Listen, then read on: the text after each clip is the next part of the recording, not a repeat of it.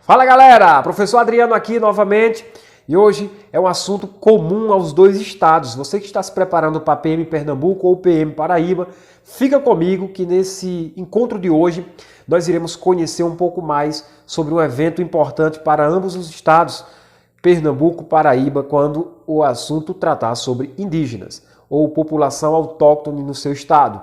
Nós iremos falar especificamente sobre a Guerra dos Bárbaros, que aconteceu na Paraíba, aconteceu em Pernambuco, e esse assunto está no seu edital. De certa forma, você vai se preparar comigo aqui, ó, na pegada. Mas antes, galera, deixa aí o seu likezão positivo, se inscreva no canal Historiografando para receber mais notificações iguais a estas, que vão ser fundamental no caminho da sua aprovação.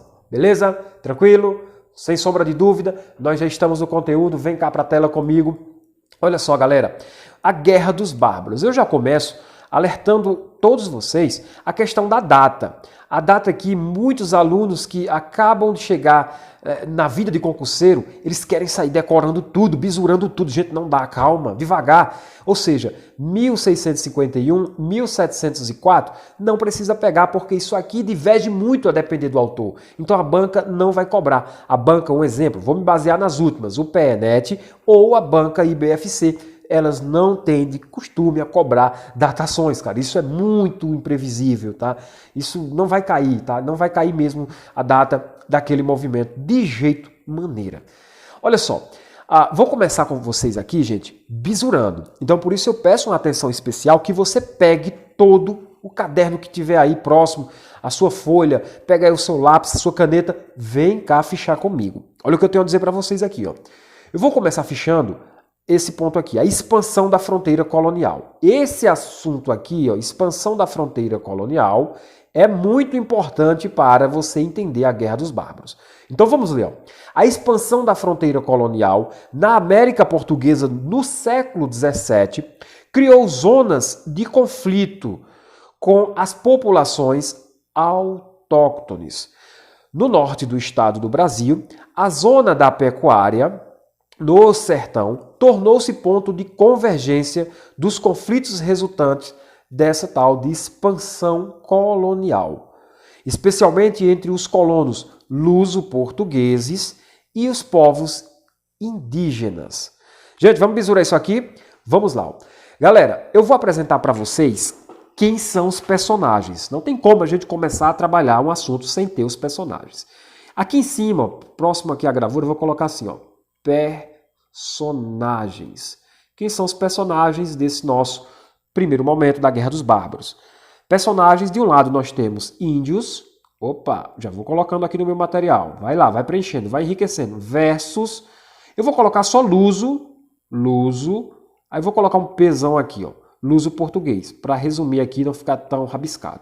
Ou seja, eu já fichei com vocês aqui os personagens desse meu evento. Pronto, você já aprendeu quem é que vai travar essa tal de guerra aí. Quais são os dois lados? Ou o lado indígena ou o lado luso-português. Professor, mas por qual motivo? Por qual motivo esses dois personagens principais, eu vou chamar de personagens, não são pessoas não, mas é uma classe de luso, uma classe indígena. Mas vamos chamar de personagem para ficar bonitinho, bem amarradinho, né? Então, ou seja, de um lado nós temos os indígenas, do outro nós temos os lusos portugueses na figura do europeu. O motivo, gente, dessa briga foi a expansão, bem aqui, ó, expansão que está lá no seu materialzinho. Expansão de quê, professor? Da fronteira agrícola. Opa, perdão, agrícola não, colonial. Que agrícola, professor? Ou seja, gente, eu vou tentar desenhar o mapa aqui, tanto do estado do Pernambuco quanto do estado da Paraíba. Mais ou menos assim, eu não sei desenhar, para mim tá a mesma coisa. Tá a cara, né, do mapa de Pernambuco e da Paraíba, isso aí.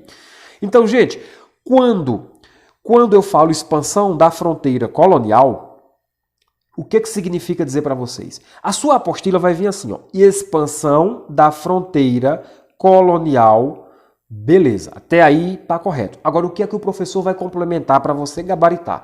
Expansão da fronteira colonial econômica. Bota agora o econômica por minha conta. Econômica. Tá bom? Por que econômica? Eu vou deixar aqui uma OBS que eu te explico já já por que eu tomei a liberdade de colocar a econômica. Beleza? Vamos lá. Por quê? Olha só, gente. Quando eu digo fronteira colonial, você estudou no seu material, comigo ou com qualquer outro professor, as capitanias hereditárias. Pois beleza. As capitanias hereditárias, eu vou tentar desenhar aqui o mapa do nosso Brasil, mais ou menos assim, o mapa do Brasil, né? As capitanias hereditárias, gente, elas dividiram o Brasil em lotes. Bem aqui no meio ficou o Tratado de Tordesilha, a linha que dividia o Brasil entre portugueses e espanhóis. Nos interessa a parte dos portugueses. Aí assim, no seu livro, aparece na horizontal, ó, as tais capitanias hereditárias. Faça de conta que essa aqui é a capitania de Pernambuco.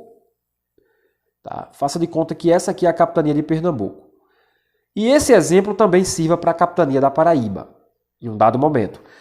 Quando você vai olhar o que significa fronteira colonial, é justamente aqui, ó. Nessa linha é uma fronteira colonial. Por isso que eu não utilizo esse termo, expansão da fronteira colonial. Eu coloco econômica.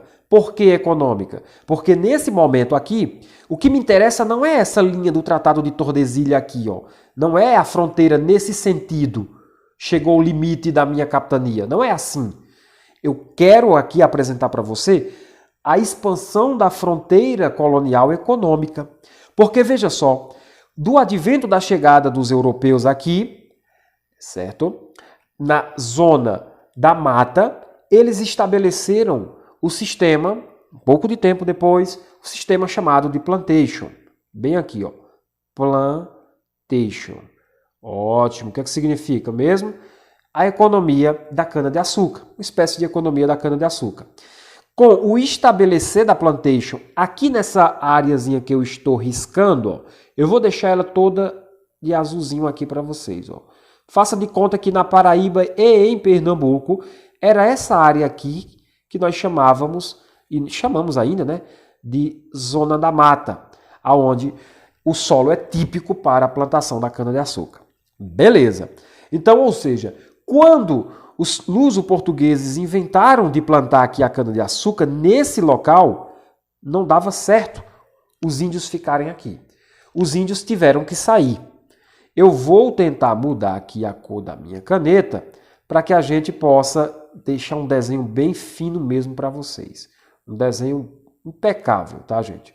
Agora eu vou colocar aqui um vermelhinho para chamar a atenção de vocês. Ó.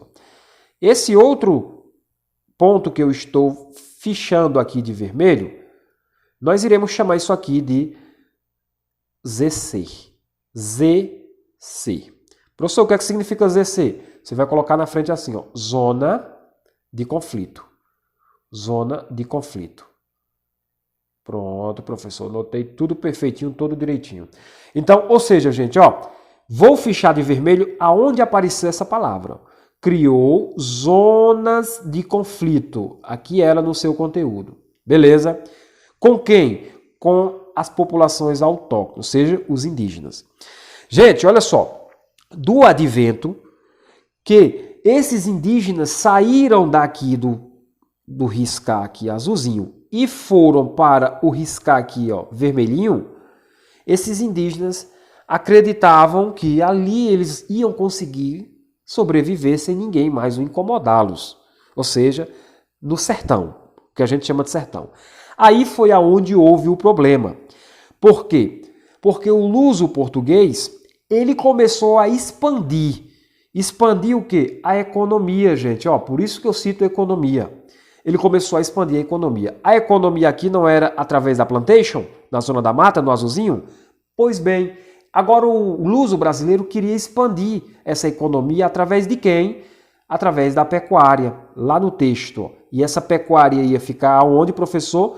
No sertão. Não tinha possibilidade, olha cá para mim, vem cá para a tela comigo, olha só. Não tinha possibilidade alguma. O homem luso-português querer colocar o gado próximo à cana-de-açúcar. O que ia acontecer? O gado ia comer a cana-de-açúcar, os plantéis, era pré-ju. Então, era preciso eles irem para onde? Explorar os sertões, como diz Euclides da Cunha. Aí você se pergunta, cara, e quem é que estava no sertão naquele momento? Os expulsos do litoral, para abrir os caminhos para a plantation. E quem seriam esses expulsos? Novamente, iam mexer com quem já tinham mexido, os indígenas. Volta cá para a tela. Então, nesse ponto vermelho, eu chamo de zona de conflito. Aqui nessa zona de conflito era onde os índios estavam localizados. E o gado ia ter que ocupar essa parte vermelha. Aí você acha que os indígenas, eles iriam deixar assim tão barato? Cara, nós já saímos do litoral, viemos para o sertão. Esses caras vêm lá novamente querendo nos tirar daqui, agora o pau vai torar. Então, gente, a Guerra dos Bárbaros aqui, desenhadinha para você, é entendida como uma expansão da fronteira colonial econômica. Por que eu cito econômico? Porque aqui nós estamos falando de economia. Nós estamos falando de quê? De cana-de-açúcar, nós estamos falando de pecuária. Tá? Então, se eu dissesse expansão da fronteira colonial, provavelmente vocês iriam pensar que era o limite da nossa capitania, como muitos pensam. E muitos tendem a errar em questões quando cai esse assunto. Não é bem assim, tá, gente? Vamos continuar. Olha só, um pequeno parágrafo onde nós conseguimos esmiuçar e desenhar para vocês o que vai ser cobrado nas suas questões. Vamos continuar aqui, ó. A Guerra dos Bárbaros, como ficou conhecida a série de conflitos, ou seja, gente, não foi só um conflito, foram conflitos que ocorreu entre 1651 a 1704. É minuciosamente analisada por Pedro Puntoni. Opa, você que vai fazer Pernambuco, ó. Pernambuco, atenção, coloca aqui, ó, PE, atenção. Pedro Puntoni é um historiador o qual a banca de vocês, vem cá comigo para a tela, a banca de vocês de Pernambuco gosta muito e já cobrou questões sobre esse cara. Então, portanto, atente-se você de Pernambuco. Aí você da Paraíba também vai atentar. É melhor pecar por excesso do que por falta. Vem cá para a tela.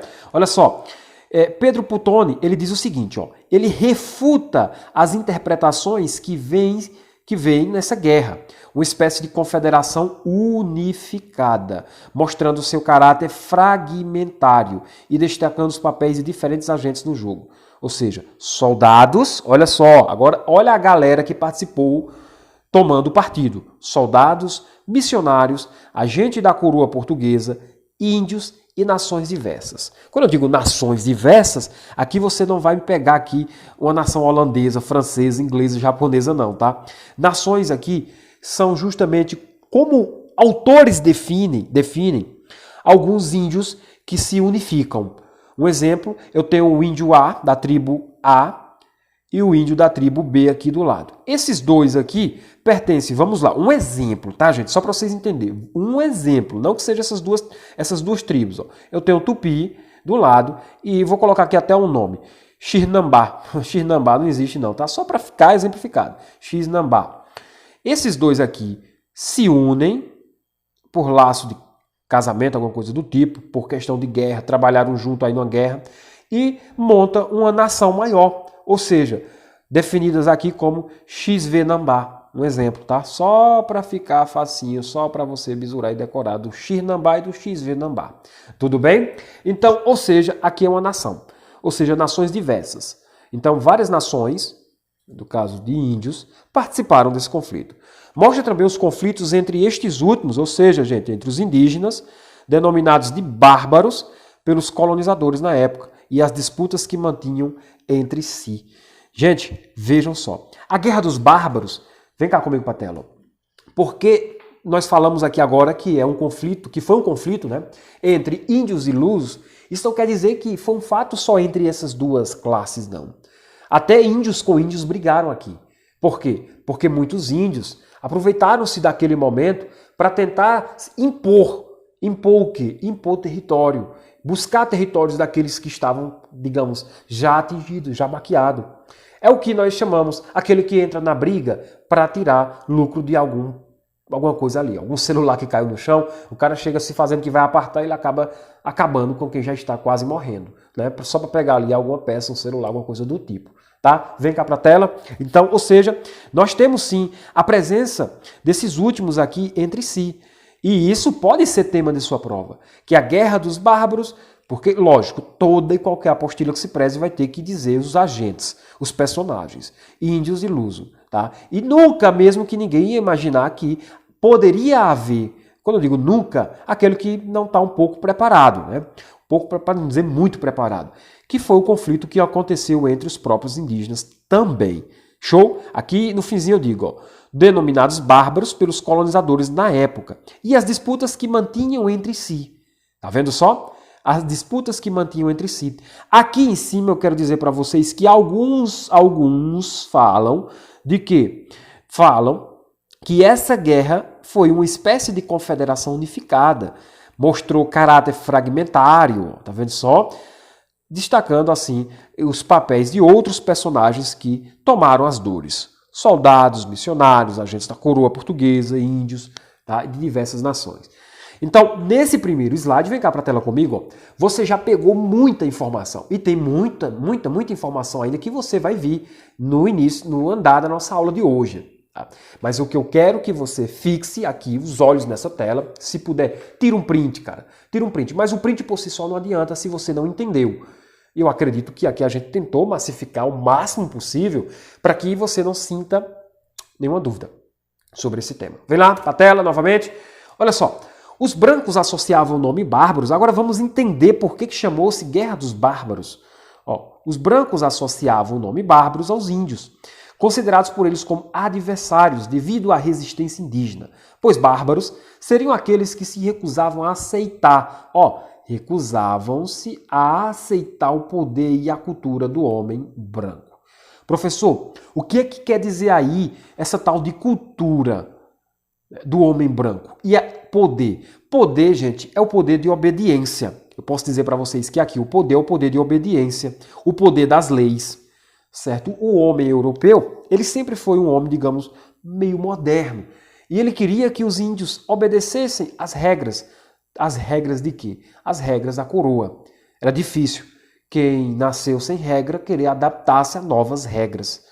A cultura, gente, a cultura. Ó. Qual seria essa cultura? A cultura religiosa está inclusa aqui, principalmente a cultura religiosa. Porque para muitos o índio, ele era apenas um objeto qualquer porque ele não tinha uma cultura religiosa. Então, esses dois pontos aqui são importantes demais para você. Esse conflito foi um movimento de resistência dos índios brasileiros à dominação portuguesa, ou seja, ao projeto colonizador que consistia em consolidar a colonização da faixa litorânea, sobretudo iniciar a marcha de conquista aos sertões. Aqui está áreas interiorana, então aqui eu coloco sertão, ao sertão. Beleza? Então seja, gente, uma tentativa de consolidar a colonização da faixa litorânea. Professor, mas o senhor disse que a briga não foi na ZC, na zona de conflito, lá no sertão, sim. Mas consolidar a colonização da faixa litorânea não quer dizer que ela não estivesse já ocupada. Ela estava com a plantation, mas só que não dava certo, como eu disse para você, colocar o gado ali, cara. Então, eu preciso efetivar isso aqui, eu preciso consolidar que isso aqui vai ser só para cana-de-açúcar. E a partir do momento que ele joga o quê? Joga o gado para o sertão, ele se consolida, de certa forma, na faixa litorânea. Então, uma vez consolidada a faixa litorânea, era necessário expandir o sertão para deixar o gado livre e solto, distante da cana-de-açúcar. A capitania do Rio Grande acabou servindo como palco das maiores batalhas durante o conflito de diversos grupos de índios que se envolveram no conflito contra os missionários. Os soldados e outros agentes da coroa que estavam empenhados em abrir espaço para a criação de gado, os grupos indígenas, eles se organizaram no sentido de resistir, defender as suas terras contra o movimento expansionista português, que por sua vez provocou o devassamento dessa região, concluindo assim com a ratificação de várias tribos indígenas. Olha só, viu, gente? Então houve extermínio de tribos indígenas? Sim. Alguns autores falam de etnocídio. Etnocídio. Também fala-se muito disso. A sociedade no período do açúcar era marcada pela grande diferenciação social. A sociedade no período do açúcar, repetir aqui novamente, social, no topo da sociedade com poderes políticos e econômicos estavam os senhores de engenho. Cuidado, não é senhor feudal não, viu? Senhor de engenho. Abaixo aparecia uma camada média, formada por pessoas livres, como feitores, capatazes, padres, militares, comerciantes e artesãos, e funcionários públicos. E na base da sociedade estavam os escravos, de origem africana, tratados como simples mercadorias, responsáveis por quase todo o trabalho desenvolvido na colônia. Ele falou quase todo o trabalho. Vou te explicar já e sair outras palavras, viu? Era uma sociedade patriarcal, pois o senhor de engenho exercia um grande poder social. Eu vou desenhar aqui uma pirâmide para você. Essa pirâmide aqui é a pirâmide do que nós acabamos de ver aqui. Aqui no topo, em grande minoria, estava o que nós chamamos de que é o mister, é o senhor do engenho, né? É o senhor de engenho. Certinho? Aqui nessa parte ondulada, até onde eu vou traçar essa linha agora, estavam essas camadas, feitores, capatazes, padres, militares, comerciantes e artesãos. Funcionários públicos também. E aqui nessa outra ondulada mais em horizontal, estavam quem? Aqui fala os escravos. A gente. Estavam os escravos que eram a grande maioria. Escravos africanos. Escravos. Vocês pararam para prestar atenção que aqui não encaixa o índio em nenhuma dessas classes? Por que os índios não se encaixam aqui? Porque, segundo Pedro Puntoni, gente, o índio, ele não era uma espécie de, digamos, de personagem social. O índio era uma espécie de personagem desaculturado. Não tinha religião, almado, que chama-se almado, ele até define essa palavra lá. Tá? Que não tinha alma no olhar do europeu, tá, pessoal? Não do Pedro, tá bom?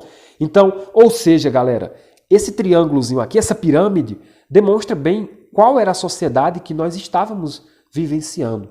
E lá, eu fichei para você bem aqui, quase todo o trabalho desenvolvido na colônia era pelo escravo. Por que quase todo o trabalho? Porque existia sim o trabalho escravo indígena. Existia sim o trabalho escravo indígena. Isso aqui foi a CESP que disse, em uma prova de Alagoas. Não me lembro se foi para a Polícia Militar de Alagoas ou se foi para professor do estado de Alagoas, que são os concursos que eu acompanho, tá? Então, ou seja, existia sim o trabalho escravo indígena. Por isso que aqui ele não generalizou todo. Cuidado com isso, cuidado com a generalização. Ela mata mesmo, tá, gente? Continuando aqui, O conjunto de conflitos e rebeliões que envolveram, de um lado, indígenas da tribo dos Tapuias e os colonizadores portugueses dá-se o nome de Guerra dos Bárbaros. A tribo aqui, gente, Tapuias. Elas, de fato, ocorreram a partir do ano de 1683 e estiveram inseridas dentro do contexto das chamadas Guerras Justas. Gente, o que significa essa Guerra Justa? Guerras Justas aqui significa a guerra autorizada por lei. Uma guerra, vou colocar bem aqui em cima, autorizada por lei. Pronto. E quem era que autorizava essa guerra? Quem tinha esse poder? Gente, a coroa portuguesa. Após a expulsão dos holandeses do território brasileiro, os portugueses puderam retomar suas atividades e a expansão colonial para além das fazendas de açúcar. Muitas tribos, inclusive, haviam sido aliadas a tropas holandesas, oferecendo maior resistência aos objetivos portugueses. Então, ou seja, alguns indígenas, por ser aliados aos holandeses, eles ofereceram a resistência ao projeto colonizador dos portugueses. Várias expedições comandadas por bandeirantes, a exemplo Domingo Jorge Velho, fizeram verdadeiros massacres contra a população indígena. Como resposta, várias etnias no sertão nordestino reuniram-se em torno de confederações, como a que ocorreu no Sudeste, como os tamoios, resistindo bravamente ao processo de dominação. Essas alianças foram chamadas no Nordeste de Confederação dos Cariris, ou Confederação dos Bárbaros. Falei para vocês que para essa definição de tema aqui, guerra dos bárbaros. Então, essa aqui são as outras nomenclaturas que você pode encontrar. Ou seja, Confederação dos Cariris, Confederação dos Bárbaros, é o mesmo assunto, Guerra dos Bárbaros aqui, ok? Nesse contexto, o papel do bandeirante, gente, foi de primordial importância na desintegração de quilombos, verdadeiros focos de resistência indígena, que se formaram ao longo da história do Brasil, com destaque para o líder Zumbi dos Palmares, e em segundo lugar nos conflitos envolvendo alianças entre grupos indígenas. A Confederação dos Bárbaros seria desintegrada em 1713 e contou com etnias de Janduís, Paiacus, Caripus, Icós, Caratiús, Cariris, todas importantes civilizações do interior do sertão. Gente, isso aqui não serve só para Pernambuco, isso aqui serve também para Paraíba, tá? Dentro do contexto histórico paraibano. Olha só, o professor já trouxe até uma questão aqui para a gente finalizar o nosso encontro de hoje aí, completo da Silva para vocês, viu, gente? Encontro bacana mesmo. Deixa seu like aí. Lembrando, se você quiser estudar comigo, eu estou deixando aqui na tela, em algum local, o nosso zap para que você possa adquirir o nosso curso Polícia Militar de Pernambuco, Polícia Militar da Paraíba, nessa pegada aqui que você está acompanhando comigo, belezinha? Vamos lá. Ó. Questão nossa do Historiografando. A expansão da fronteira colonial na América Portuguesa, no século XVII, criou zonas de conflito. Você viu que eu até fichei vermelhinha, né? Com as populações autóctones. A respeito dessa passagem, define a guerra definida como Guerra dos Bárbaros, assinale o quesito errado, o quesito incorreto. Eu já até trouxe o gabarito lá embaixo, sem querer querendo. A zona da pecuária no sertão, letra A diz, a zona da pecuária no sertão tornou-se ponto de convergência dos conflitos, resultante da expansão ultramarina. Pelo amor de Deus, cara. No sertão tem mar agora, é? Apesar que a gente vê aí direto que o sertão vai virar mar, mas não virou ainda não, tá? Então nada de expansão ultramarina não. Já sei que aqui é o meu gabarito, letra A de Adriano, né? Especialmente entre os colonos luso-portugueses e os povos indígenas. Só tirar esse tal de ultramarina aí, gente. Tira, arranca isso aí, pelo amor de Deus, né? Da expansão colonial, beleza? Letra B, a Guerra dos Bárbaros, como ficou conhecida a série de conflitos que ocorreu, tá correto. Apesar que a data aqui está, mas não se atente, tá bom? Os soldados missionários agentes, também a gente viu isso, que soldados missionários que eram agentes da coroa. Os brancos associavam o nome bárbaros aos índios, considerados por eles como adversário devido à resistência indígena. Certo, vimos isso aqui direitinho, perfeito. Letra A, esse conflito foi um movimento de resistência, também tá perfeito. Beleza, vem cá pra tela comigo. E aí, gostou aí dessa pegada? Dei um assunto todinho em menos de meia hora para você, cara, para você ganhar as questões. Vai ler o assunto, rende também, nós temos um material de apoio. Vai resolver questões, rende também, nós temos questões, independentemente para qual edital você esteja estudando. Nós sabemos que resolver questões é fundamental para a sua aprovação. 50% é você querer, os outros 50% são divididos em estuda, revisa, resolve e vai para frente buscar o que é teu. Beleza, galera? Força guerreiro, até o nosso próximo encontro. Valeu!